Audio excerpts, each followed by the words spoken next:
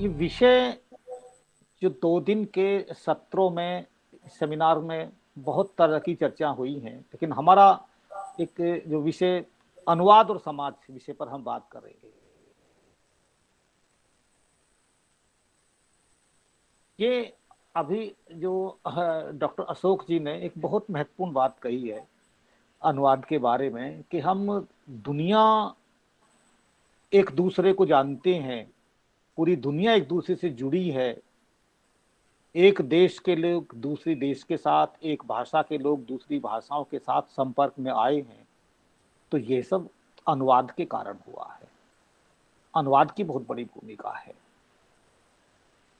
और हम चूंकि साहित्य के विद्यार्थी हैं, तो हम इस बात को बहुत अच्छी तरह समझते हैं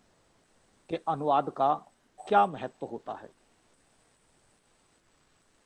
हम अनुवाद को केवल इस रूप में नहीं देखते कि एक भाषा का टेक्स्ट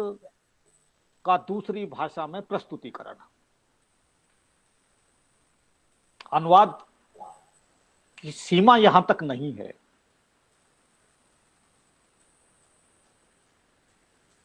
बल्कि इसमें जो एक भाषा से दूसरी भाषा में रूपांतरण होता है, वो केवल शब्दों का नहीं होता, वो उन शब्दों में निहित भावनाओं का भी होता है। उन शब्दों में निहित संवेदनाओं का भी अनुवाद होता है। वो संवेदनाएं भी दूसरे समाज में, दूसरे भाषा में जाती हैं। तो ये एक बहुत महत्वपूर्ण चीज होती है। अनुवाद की समाज को बहुत बड़ी देन है कि वो एक भाषा भाषी समाज की सच्चाइयां, वहां की संवेदनाएं, वहां के विमर्श, वहां का जीवन, वहां की संस्कृति, वहां की परंपराएं, उन सबको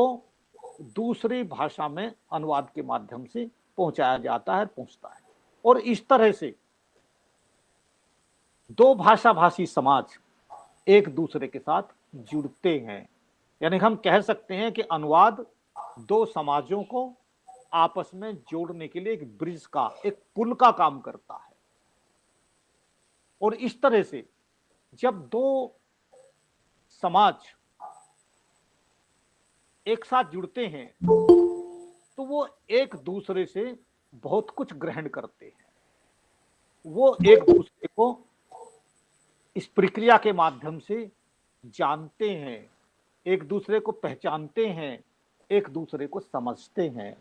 और इस समझ के आधार पर वो एक दूसरे से सीखते हैं। और वो जो सीखना है, उस सीखने के माध्यम से वे आगे बढ़ना, जीवन में आगे बढ़ना, अपने जीवन को बेहतर बनाना और अब समाज को कैसे और एक बेहतर और नए उच्च आयाम दे सकता है, उसकी कोशिश करना। हम साहित्य को संवेदना का क्षेत्र मानते हैं, और मेरी अपनी मान्यता है कि साहित्य मनुष्यता की पाठशाला होती है। कि हम साहित्य के जरिए, साहित्य के माध्यम से पाठक को या उनके माध्यम से समाज को हम मानवीय बनाने की कोशिश करते हैं। और इस मानवीय, यदि वो साहित्य ऐसा नहीं करता, तो वो सही मायने में साहित्य नहीं होता। तो जब हम साहित्य मानवीय बनाता है समाज को, या उसकी कोशिश करता है, उसका एक साधन है, तो उसमें जो हम अनुवाद के माध्यम से जो एक भाषा को, जो एक का टेक्स्ट है, उसकी जो मानवीय संवेदनाएं हैं, उसके जो जो जो अनुभूतियां हैं, वो दूसरी भाषा में जाती हैं। तो हम देखते हैं कि दक्षिण भारत और उत्तर भारत, या हम हिंदी भाषी क्षेत्र के हैं, तो हमने बहुत सारा बंगला का साहित्य अनुवाद के माध्यम से पढ़ा, मराठी का साहित्य अनुवाद के माध्यम से पढ़ा, मलयालम का भी बहुत सारा साहित्य अनुवाद के माध्यम से, यानी कि दूसरी भाषाओं के बारे में वहाँ क्या हो रहा है, दक्षिण भारत का, केरल का समाज कैसा है, तमिलनाडु का समाज कैसा है, वहाँ के लोगों की, वहाँ के सामाजिक संरचना किस तरह की है, वहाँ के आर्थिक संघर्ष किस तरह के हैं, वहाँ के सामाजिक द्वंद्व किस तरह के हैं, वहाँ का सांस्कृतिक परिवेश किस तरह का है, वहाँ की जीवन स्थितियां किस तरह की है, उन सब चीजों को हम रचनाओं के माध्यम से जाने जो अनुदित होकर के हमारे पास आई। उसी तरह से हमने दूसरी भाषाओं का सबके साहित्य को हमने देखा, और हिंदी भाषा की रचनाएं भी दूसरी भाषाओं में गई, तो एक दूसरी भाषाओं में रचनाएं जाती हैं, और इस तरह से क्या होता है कि एक व्यापक स्तर पर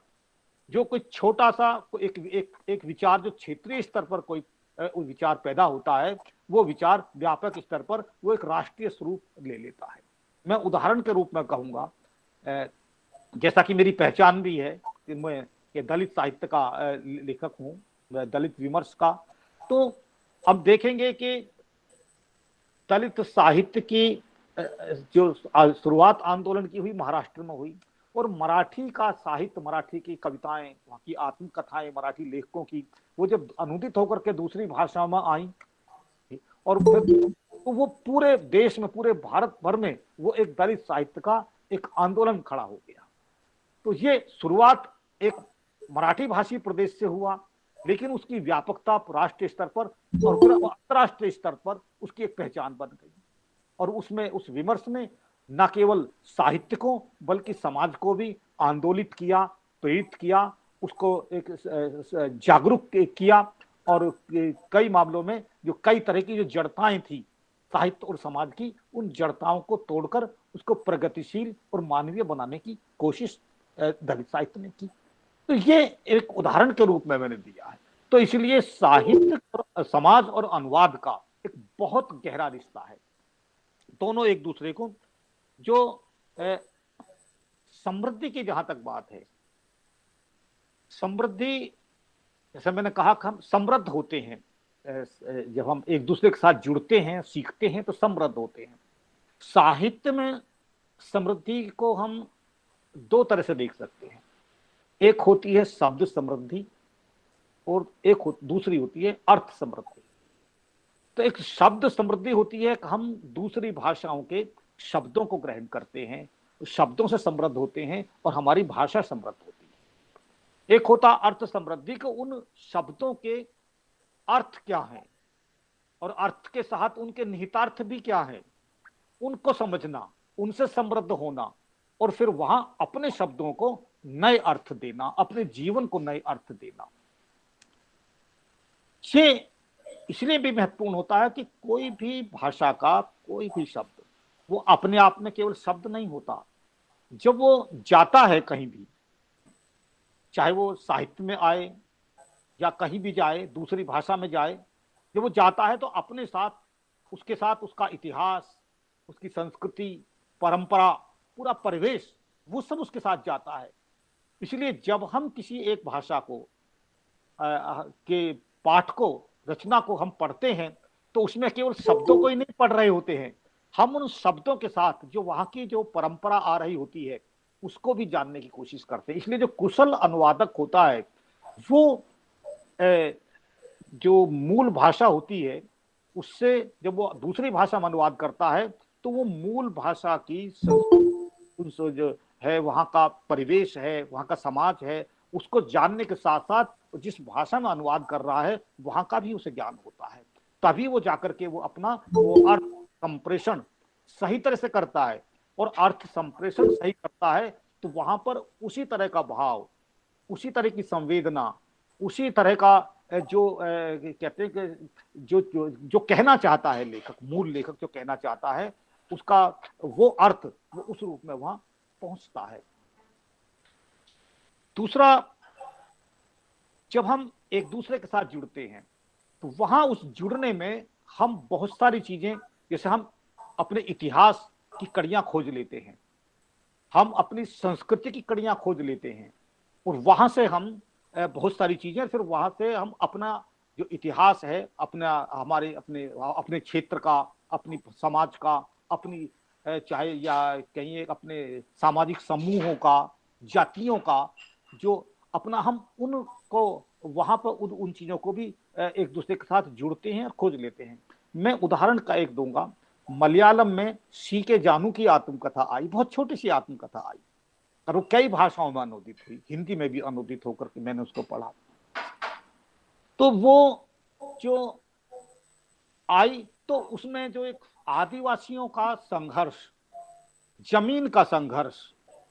वहां पे शोषण की परंपरा कि किस तरह से उनका शोषण होता है और शोषण के खिलाफ किस तरह से जद्दोजहद करते हैं, किस तरह से एक सी के जानू जो एक छोटी सी उम्र में 7 साल की उम्र में एक स्कूल अध्यापक के घर में एक नौकर के रूप में काम करती है, और उसके बाद में फिर वो 5 साल 12-13 साल की उम्र में 2 रुपए रोज की मजदूरी करने जाती है, और उसके बाद में वहां से फिर अपना संघर्षपूर्ण जीवन यात्रा शुरू करती है, अपना दुकान शुरू करती है, उसमें घाटा हो जाता है, वो छोड़ती है, सामाजिक एक्टिविस्ट बनती है। उनके चाचा जो कम्युनिस्ट आंदोलन के जो कार्यकर्ता हैं, नेता हैं, सदस्य, उनके साथ जुड़ती है। और मजेदार बात यह है कि वो राष्ट्रीय स्वयंसेवक संघ की भी एक सदस्य के कार्यकर्ता के रूप में काम करती है, और बाद में आकर के वो चुनाव भी लड़ती हैं और भारतीय जनता पार्टी के साथ जुड़ करके अपनी जो राजनीतिक पार्टी बनाते हैं वो चुनाव लड़ती हैं, हालांकि चुनाव हार जाती हैं। ये एक बात की चीजें हैं। लेकिन मैं कह रहा हूं वो जो छोटी सी आत्मकथा जो केरल की एक आदिवासी महिला की है, वो जो उसका संघर्ष है, और वो जमीन के लिए संघर्ष है, वो आदिवासियों को जमीन दिलाती है, 10,000 आदिवासियों को जमीन दिला देती है, वहां अन्याय के खिलाफ, उनकी भूमि के अधिकारों के खिलाफ वो बड़ा प्रदर्शन करती है। तो ये इनको हम देख सकते हैं कि जो दूसरे क्षेत्रों में हो रहा है, चाहे वो हमारा छत्तीसगढ़ में हो रहा है, मध्य प्रदेश में है, या देश के दूसरे प्रांतों में जहां आदिवासी क्षेत्र हैं, और वो जो इतना बड़ा वो लोग संघर्ष कर रहे हैं जल, जंगल और जमीन के लिए, वो संघर्ष कर रहे हैं, तो वो संघर्ष कहीं ना कहीं आपस में एक दूसरे के साथ जुड़ते हैं। वो एक दूसरे के साथ सीखते हैं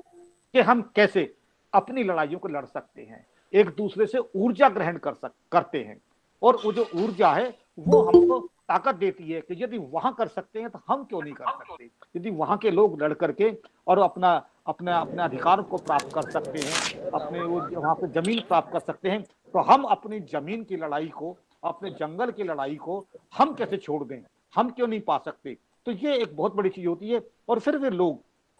उन भाषा भाषी लोग आपस में एक दूसरे के साथ जुड़ते हैं, और केवल साहित्य तक सीमित नहीं रहते, वो एक दूसरे के साथ जुड़ जाते हैं, और वो बड़ी चीजें आप देखते हैं कि जो बहुत सारे सामाजिक आंदोलन चलते हैं, उन सामाजिक आंदोलनों में वो देश भर के सभी लोगों की भागीदारी होती है, वो कहीं से भी शुरू होता है। तो ये इसकी अनुवाद की बहुत बड़ी जो भूमिका, तो ये इस तरह से बन जाती है। और साथ में जो बहुत तरह के संघर्ष होते हैं, जैसे महाराष्ट्र में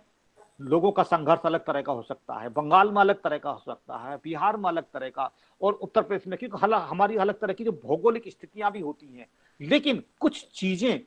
बहुत कॉमन होती है हम लोगों के बीच में। जैसे उदाहरण के रूप में कहता हूं, जैसे जातिगत उत्पीड़न, जातिगत अन्याय, ये पूरे देश में एक जैसा है। कहीं 19-20 का अंतर हो सकता है, उसके कहीं तरीके अलग हो सकते हैं। उत्तर प्रदेश में दलित समुदाय के जो दूल्हा है उसे घोड़ी पर चढ़ के नहीं निकलने दिया जाएगा। बहुत से गांवों में, बहुत से मंदिरों में बाहर लिखा रहता है कि यहाँ शूद्रों का प्रवेश वर्जित है, ये सब वहां होता है। बहुत सी जगहों पर, राजस्थान में हमें जानने को सूचना मिली कि वहां बहुत सारे जगहों पर, मध्य प्रदेश में भी, कि बहुत सारे दलित युवाओं को इसलिए मारा पीटा गया कि आप भी हमारी तरह मूंछ क्यों रखते हैं, आप भी हमारी तरह ये मतलब चाय क्यों पीते हैं या पान क्यों चबाते हैं, इस तरह की चीजें हैं। तो वही सूचना हमें दक्षिण भारत से भी मिल रही है कि दक्षिण भारत में भी बहुत सारे जगहों पर वहां के गांवों में दलित लोग, वो साइकिल पे है तो साइकिल पे चढ़ के नहीं निकल सकते, चल रहे हैं तो जूता पहन के नहीं निकल सकते, जूता हाथ में लेकर के उन्हें चप्पल हाथ में लेकर निकलना पड़ता है, या घुटनों से ऊपर अपना कपड़ा रखना पड़ता है, घुटनों से नीचे कपड़ा पहन के नहीं निकल सकते। ये चीजें हैं, तो हर जगह है। तो ये जो अब ये जब संवेदनाएं हैं, ये उत्पीड़न के जो संघर्ष हैं, ये जब एक साहित्य के माध्यम से, अनुवाद के माध्यम से जब वो चीजें एक दूसरे के साथ आती हैं, तो हम एक दूसरे को समझते हैं। और हमें लगता है अरे नहीं ये तो चीज बड़ी व्यापक है, हमें तो इसको व्यापक स्तर पर लड़ना पड़ेगा। हम जिसे छोटी लड़ाई समझ रहे हैं ये तो बहुत बड़ी लड़ाई है, हमको इस तरह समझना पड़ेगा। तो ये जो चीजें होती हैं अनुवाद के माध्यम से जो हम जानते हैं, इस तरह से हम राष्ट्रीय परिप्रेक्ष्य में चीजों को देख सकते हैं, समझ सकते हैं, और जो सामाजिक बुराइयां हैं, सामाजिक जो हमारे जो जो विषमताएं हैं, जो हमारी रुग्णताएं हैं, हमारी जो कमजोरियां हैं, उनसे मुक्त होकर के हम एक स्वस्थ समाज, एक सशक्त समाज, एक सशक्त राष्ट्र का निर्माण कर सकते हैं। तो ये जो जो अभी तक की जो साहित्य की जो परंपरा रही है, उस परंपरा को जो नए साहित्य ने जो तोड़ा है, जैसे मैं कह रहा हूँ दलित साहित्य आया, आदिवासी साहित्य आया, स्त्री साहित्य आया, और अब किन्नर विमर्श का किन्नर वो साहित्य आ रहा है अभी जो, और एक विकलांगता विमर्श हो रहा है, वो साहित्य आ रहा है। जो नई नई चीजें आ रही हैं जो कल तक साहित्य में होती नहीं थी, ये कहीं कोई एक रचना आती है, उस रचना का अनुवाद दूसरी भाषा में जाता है और वो जागृत चेतना आती है साहित्य में, और वो दूसरी भाषाओं में भी वो उस संवेदना को समझा जाता है, पकड़ा जाता है, और फिर उन चीजों को लिखा जाने लगता है। तो कुछ समय पहले तक जो बिल्कुल हाशिए पर था, जो एकदम बहिष्कृत था, जो समाज, जो व्यक्ति, जो वर्ग, जो संवेदनाएं, वो आज हाशिए पर नहीं रह करके वो आज केंद्र में इसीलिए आ रही हैं। तो उसका बहुत बड़ा श्रेय आंदोलन इसका अनुवाद का है, और इसलिए मैं कह रहा हूं समाज के निर्माण में आंदोलन की बहुत बड़ी भूमिका है। समाज को सशक्त बनाने में तो जितना भी हो सके ये बहुत जरूरी है कि अधिक से अधिक रचनाओं के अनुवाद होने चाहिए, और इसमें जो अनुवादक हमारे हैं उनको कोशिश करनी चाहिए, प्रकाशकों से भी हमें थोड़ा सा आग्रह करना चाहिए। हालांकि प्रकाशक लोग ढूंढते हैं, अच्छी रचनाओं को होते हैं, अच्छे अनुवाद होते हैं, उनको छापते हैं, क्योंकि बाजार है साहित्य में अनुवाद की कृतियों का। तो साहित्य में की जो अनुवाद के बारे में मैं और ज्यादा मैं नहीं कहूंगा, क्योंकि हमारे जो दूसरे और वक्त बोलेंगे, शोधार्थियों ने अपने शोध पत्र पढ़े होंगे, और हमारे जो युवा साथी हैं गंगा साहेब मीणा जी, वो बहुत इस बारे में बहुत गंभीरता के साथ सोचने वाले व्यक्ति हैं। मैं जानता हूँ वो अनुवाद से भी जुड़े हैं और वो इन संवेदनाओं से भी जुड़े हैं वो भाषा में। तो मैं खुद उनको सुनना चाहूँगा, और मैं इसलिए अपनी बात को मैं अब खत्म करूँगा, और आप लोगों ने मुझे यहाँ पर अपनी बात रखने का, विचार बांटने का जो अवसर दिया और मुझे सुना, आप सबका बहुत बहुत धन्यवाद।